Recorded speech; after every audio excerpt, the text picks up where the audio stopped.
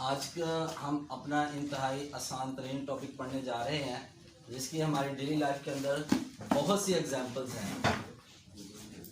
फर्ज करें आप स्टूडेंट्स हैं, आप अगर आपकी एक माह की फीस 2000 है तो 2 माह की फीस कितनी होगी? हैंड रेज करेंगे जी सर साहब। 4000। Very good. अगर आपकी एक माह की फीस 2000 है तो 2 माह की फीस कितनी हो गई? 4000। ठीक हो गया। और 3 माह की फीस कितनी होगी? Just raise your hands. जी कासिम साहब। 6000। ठीक है। अच्छा, ये जो दरमियान में है, ये जो 2 डॉट्स हैं, ये भला किस चीज के हैं? निशान साहब।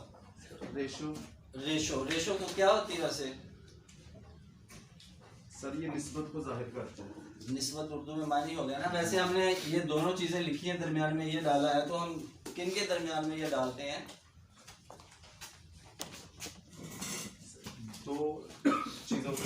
दो चीजों के दरमियान में। जब हमने रिलेशन चेक करना हो तो हम दरमियान में 2 डॉट्स डालते हैं, जिसको हम क्या कहते हैं?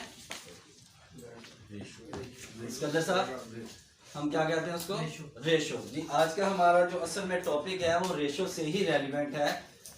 रेशो से रेलिवेंट हमारा टॉपिक है, जिसके अंदर आज हम डिस्कस करेंगे कि एक क्वांटिटी को दूसरी क्वांटिटी से रिलेट किस तरह किया जाता है। एक क्वांटिटी को दूसरी क्वांटिटी से रिलेट किस तरीके से किया जाता है, इसी को डिफाइन कौन करेगा? यही जो चीज़ मैंने बोली है या आप लोगों ने बताई है, इसको डिफाइन करना है और वो मैंने लिखना है।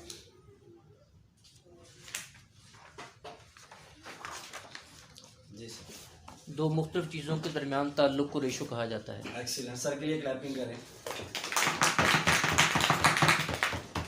हम लिख लेते हैं 2 मुख्तलिफ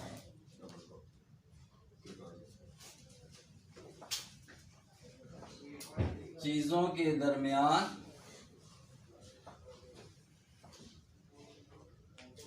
ताल्लुक को निस्बत रेशो का नाम दिया जाता है। अच्छा, ये चीज आपके सामने है मुख्तलिफ। क्या वो मुख्तलिफ ही हो सकती हैं?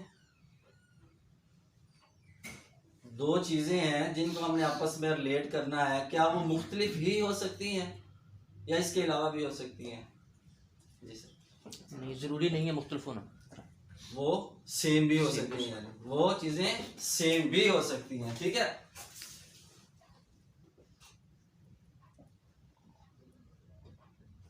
तो आप लोग डेफिनेशन फिर क्या मानेंगे? 2 चीजों के दरमियान, यानी हम वो कंडीशन अगर बीच में से फिर मुख्तलिफ या एक जैसी कोई चीज को खत्म करके इनके 2 चीजों के दरमियान रिलेशन को जाहिर करने का नाम क्या है? रेशो। कैसे साहब बताएंगे? Ratio. Just raise your hand sir. No you stand. Ratio, उसको हम क्या कहते हैं जी? रेशो। सर बैठ जाए, शुक्रिया।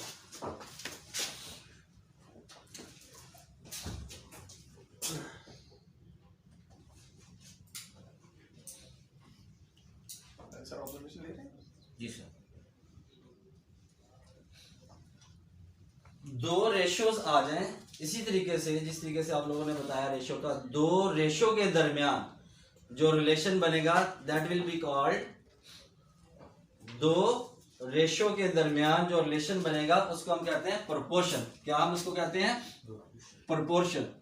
प्रोपोर्शन की 2 टाइप्स हैं। प्रोपोर्शन की कितनी टाइप्स हैं? 2। हमने सामने लिखी भी हुई है। इसको सिर्फ एक बच्चा खड़ा होकर पढ़ दे। कौन पढ़ेगा? सिकंदर साहब पढ़ दें। ऊंची आवाज से पढ़ें ताकि सबको आसानी से सुनो। Direct proportion. Direct proportion. One quantity increase other increases. एक जी शाबाश, उर्दू में भी लिखा हुआ पढ़ दें। एक चीज मिकदार के बढ़ने से दूसरी चीज मिकदार, यानी एक असल में है कि एक मिकदार के बढ़ने से अगर दूसरी मिकदार भी बढ़ जाए तो क्या कहलाता है? Direct proportion. अच्छा, इसकी कोई एग्जांपल आपने खुद से देनी है बगैर देखे। एक चीज बढ़ रही है, दूसरी भी बढ़ रही है। कोई डेली लाइफ से एग्जांपल दे दें, स्कूल से एग्जांपल दे दें, क्लास से एग्जांपल दे दें, अपनी अटेंडेंस से एग्जांपल दे दें, कुछ भी। एक क्वांटिटी के बढ़ने से दूसरी क्वांटिटी बढ़ जाए। बच्चे हैं जैसे सर, जी। और क्लास की और जो उनकी डेस्क हैं, अगर ज्यादा बच्चे हो जाएंगे तो क्लास में उनकी क्लैपिंग करें सर के लिए। यानी अगर हमारी क्लास के अंदर 20 बच्चे हैं तो 10 डेस्क, अगर 40 बच्चे हो जाए तो 20 डेस्क। बच्चों के बढ़ने से डेस्क सी बढ़ रहे हैं, यानी एक चीज के बढ़ने से दूसरी चीज भी बढ़ रही है। शाबाश, बढ़ जाए। अच्छा, इसका कोई ऑपोजिट है? एक चीज के बढ़ने से दूसरी चीज तो बढ़ गई, इसके उलट क्या होगा? जी कासिम साहब। अगर स्टूडेंट कम होंगे तो डेस्क भी कम होंगे। स्टूडेंट्स कम होंगे तो डेस्क भी कम हो जाएंगे। ये इसका प्योरली उलट हो गया। ठीक है, इसको भी हम, इसको क्या कहेंगे?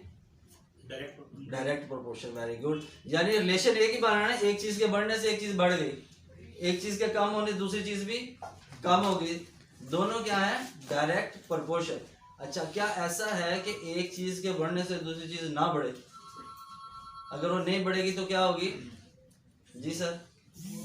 तो जैसे कीमतें बढ़ने से रसद कम हो जाती है। कीमतें बढ़ने से रसद रसद कम हो जाती है, यानी उसकी जो तरसेल है वो कम हो जाती है। जी। तो ये कौन सा रिलेशन बनेगा? जी। Just raise your hands. अगर एक चीज के बढ़ने से दूसरी चीज कम हो जाए तो कौन सा रिलेशन बनेगा? शान साहब आप खड़े होकर पढ़ दें। दूसरा इनवर्स प्रोपोर्शन। Inverse proportion. शाबाश। जी। क्या बन, ये पढ़ दें सिर्फ एक दफा। एक चीज मिकदार के बढ़ने से दूसरी चीज मिकदार कम हो तो इनवर्स प्रोपोर्शन कहलाता है। जी। अगर दीवार अच्छा, इसकी कोई एग्जांपल आपने खुद देनी है। अच्छा, इसकी एग्जांपल सर, कोई सी एग्जांपल दे दें। अगर सर कोई सोल्जर्स हैं, जी जी। अगर 40 सोल्जर्स हैं, 40, अगर वो 20 दिन खाते हैं खुराक, जी ठीक तो है। अगर मैं उसमें 5 ऐड और कर दूं, वो हो जाएंगे 45। तो जी। जाहिर बात है वो मैं जब सोल्जर्स में इंक्रीज करूंगा तो वो जो हमारा खाने की मिकदार जो है वो जल्दी खत्म हो जाएगी। हाँ जी, यानी अगर 40 आदमी एक चीज को खाते हैं तो अगर ज्यादा आदमी हो जाए तो वो चीज फिर कम हो जाएगी, जल्दी खत्म हो जाएगी।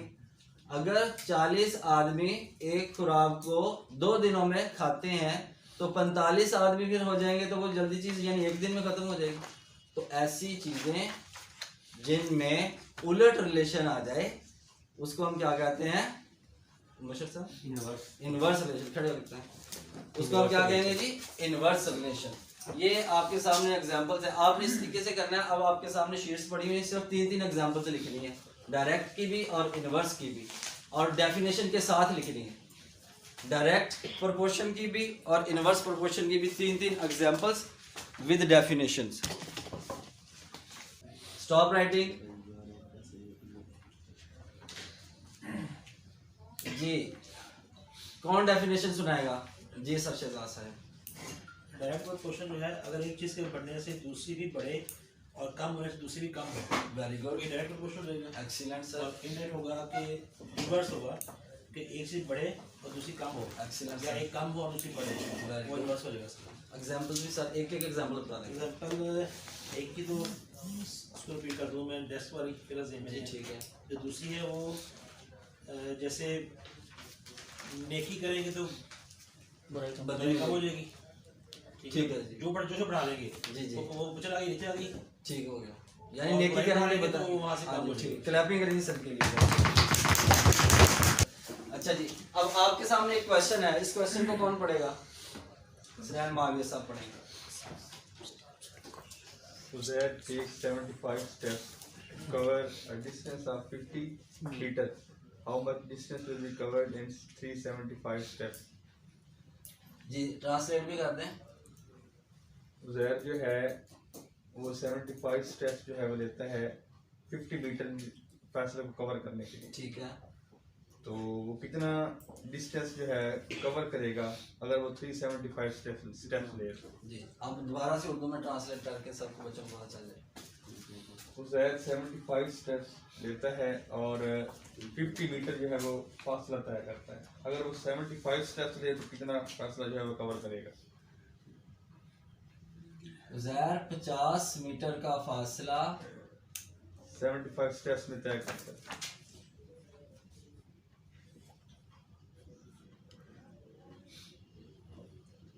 तय करता है जी। How much distance will be covered in 375 steps?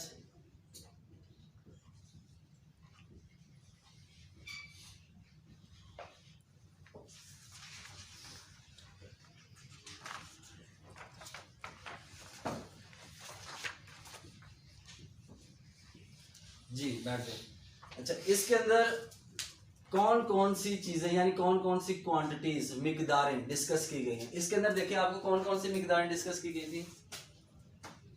ये एग्जाम्पल पढ़िएगा, मुबशर साहब आप पढ़िएगा, ये क्या लिखा है, पहले ये एग्जाम्पल पढ़े। 1 गिलास पानी में चीनी के 2 चम्मच डाले जाते हैं तो 2 गिलास पानी में चीनी के कितने चम्मच डाले जाएंगे? इसके अंदर कौन कौन सी क्वांटिटीज डिस्कस की गई हैं? सर चीनी के चम्मच और पानी का गिलास, हाँ, 2 चीनी के चम्मच हाँ जी ठीक है। और 1 गिलास पानी का और चीनी की चम्मच एक्स है तो वो क्वांटिटी कितने यानी जो आपने फाइंड करनी है, ठीक है। ये दरमियान में कौन सा साइन आ गया? तो वो रेशो। अब इस एग्जांपल के अंदर भी कौन कौन सी चीजें डिस्कस की गई हैं वो हम लिखेंगे। सर मीटर, एक्सीलेंट, मीटर यानी डिस्टेंस, ठीक हो गया। और स्टेप्स लिखे जाएंगे जी, और इकदाम या स्टेप। इकदाम, शाबाश, स्टेप्स, ठीक हो गया जी। जी बैठ जाए। Thank you. कितने स्टेप्स उसने कवर किए हैं और कितना डिस्टेंस कवर किया उन स्टेप्स के अंदर? जी मुल्तानी साहब, ये स्टेटमेंट लिखी हुई है, उज़ैर 50 मीटर का फासला 75 इकदाम में तय करता है। इसके अंदर हमें कौन कौन सी क्वांटिटीज दी गई हैं वो हमने लिख ली हैं। अब यहाँ पर वो वैल्यूज लिखवानी है। कितने स्टेप्स उसने लिए हैं? 75। और फासला कितना तय किया उसने? 50 मीटर का। बैठ जाएं जी। अब कौन बताएगा? नेक्स्ट कौन करेगा? जी साग साहब। जी स्टेप्स जो है उसने लिए हैं वो 375 एक्सीलेंट। और यहाँ पर 0 आ जाएगा जो हमने कितना फासला तय करेगा वो हमने सर्च करना है। हाँ जी, वो फाइंड करना है। Find उसके करना लिए आप कुछ भी लिख दें। यहाँ पर क्या लिख सकते हैं? कुछ भी लिख दें, सवालिया निशान लगा दें। हम मैथमेटिकल जो किसी चीज का हमें अगर ना पता हो ना, हमें किसी चीज का ना पता हो जो हमने मालूम करनी हो, उसके लिए हम एक्स लिख देते हैं। आप एक्स लिख लें, कुछ भी लिख दें जो अननोन चीज होगी, ठीक है। अच्छा, अब इसको हमने देखना है उसी से रिलेट करके कि ये कौन सा प्रोपोर्शन बनता है, ठीक है जी। अब देखें, अगर 75 कदम वो चले, 50 मीटर का फासला तय करता है। अगर 375 कदम चले तो फासला ज्यादा होगा कम? Just raise your hands. Qasim साहब, फासला ज्यादा होगा। फासला ज्यादा होगा। क्लैप भी करें कासिम साहब के लिए। अच्छा, कासिम साहब खड़े होइएगा। जी सर। यहाँ पर देखें, कदम क्या हो रहे हैं? कम हो रहे हैं, ज्यादा हो रहे हैं? ज्यादा हो रहे हैं। तो फासला क्या हो जाएगा? ज्यादा होगा। कौन सा प्रोपोर्शन बनेगा? ये डायरेक्ट। वेरी गुड कासिम साहब। क्लैप ही करें फिर कासिम साहब। अच्छा, एक ये चीज देखें। बैठ जाए सर। ये हम अपनी आसानी के लिए लगाते हैं, ना भी लगाएं तो क्वेश्चन में कोई भी प्रॉब्लम नहीं होगा। ये हम अपनी आसानी के लिए लगाते हैं। क्या लगाते हैं कि अगर डायरेक्ट प्रोपोर्शन है तो दोनों एरो साइन हम ऊपर की तरफ लगा देंगे। अगर डायरेक्ट प्रोपोर्शन हो तो दोनों एरो साइन हम ऊपर की तरफ लगा देते हैं। और उसके बाद फिर हम क्या करते हैं?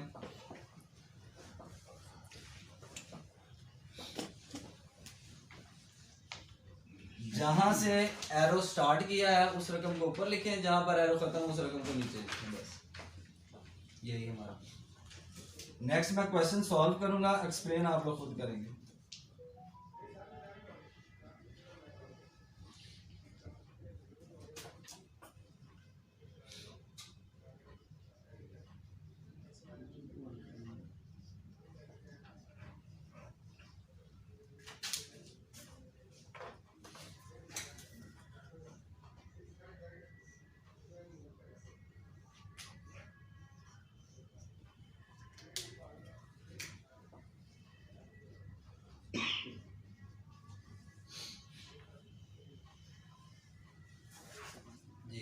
One will explain? कौन एक्सप्लेन करेगा? इसको एक दफा देख लें। जो अभी तक 2 हैं रेज्यूमे, 3 4 5 माशाल्लाह 6। ये हमारा क्वेश्चन है जो हम डेली लाइफ के अंदर कोई भी इस तरीके का प्रॉब्लम आ जाए जिसमें हम डायरेक्ट प्रोपोर्शन इस्तेमाल करके उसको सॉल्व करना चाहें तो यूं कर सकते हैं। ठीक है जी। अब मैं आपको एक क्वेश्चन देता हूं, आपके पास शीट्स मौजूद हैं, आपको वो क्वेश्चन मुझे हल करके दिखाना है। हमने किया वो था डायरेक्ट प्रोपोर्शन का, जो आपको होमवर्क के लिए दिया वो कौन सा है? इनवर्स प्रोपोर्शन का। और आंसर क्या है जी? 10 डेज। किसी को डिफिकल्टी है और तो मुझसे पूछ सकता है। अच्छा अब सुन लें, ये क्वेश्चन हमारे मोस्ट इम्पोर्टेंट एक्सरसाइज और चैप्टर में से है। 5 नंबर का फाइनल एग्जाम के अंदर क्वेश्चन आता है और लॉन्ग क्वेश्चन है, इस लिहाज से भी आप लोगों ने इसको जहन में रखना है। ठीक है, ये हमारी एक्सरसाइज है 6.2। 2 क्वेश्चन इसके हमने यहाँ पर कर लिए हैं। टोटल इसके 5 क्वेश्चन हैं, बाकी 3 आप घर से करके लेके आएंगे। ठीक है जी। अब हम इसको थोड़ा सा समराइज कर लेते हैं अपने इस सारे टॉपिक को। कौन बच्चा करेगा समराइज? समराइज कौन करेगा? मुआविया साहब के अलावा मुशर्रफ साहब करेंगे। जी मुशर्रफ साहब खड़े होकर दें। आपने जो समझाया ना उसको आपने बता देना। आज हमने पढ़ा है प्रोपोर्शन के बारे में, जिसकी जी, दो proportion टाइप के बारे में है, हमने डायरेक्ट है और इनवर्स प्रोपोर्शन। डायरेक्ट में ये होता है कि अगर आपकी एक क्वांटिटी बढ़ रही है दूसरी बढ़ेगी, अगर एक कम हो रही है तो दूसरी भी कम होगी। ठीक हो गया। तो इनवर्स में होता है एक आपकी क्वांटिटी बढ़ती है दूसरी कम होती है, तो एक कम हो रही है दूसरी बढ़ती है। ठीक हो गया। उसके साथ हमने क्वेश्चन एक्सरसाइज का 6.2 का किया था, जिसका जो आंसर 10 है तो ठीक है। ये आपने बताना कि ये डायरेक्ट प्रोपोर्शन कैसे बना, इसको एक्सप्लेन करना। सर क्योंकि इससे ऐसे था कि अगर 25 मीटर फासला था वो 75 कदम में तय करता, फासला उसका बढ़ गया, कदम बढ़ गए उसके 375 हो गए थे, तो जारी बात है उसका फासला भी बढ़ेगा। इसलिए डायरेक्ट प्रोपोर्शन हुआ। ठीक है। वो इनवर्स इसलिए हुआ था कि घोड़े पहले थे कम, दिन थे ज़्यादा, फिर घोड़े बढ़ गए 35 हो गए, तो ऑटोमेटिकली दिन जो थे वो कम हो जाने थे। ठीक है जी। इनवर्स उल्टा समझ आ गया? अगर किसी बच्चे कंफ्यूजन है तो पूछ सकता है।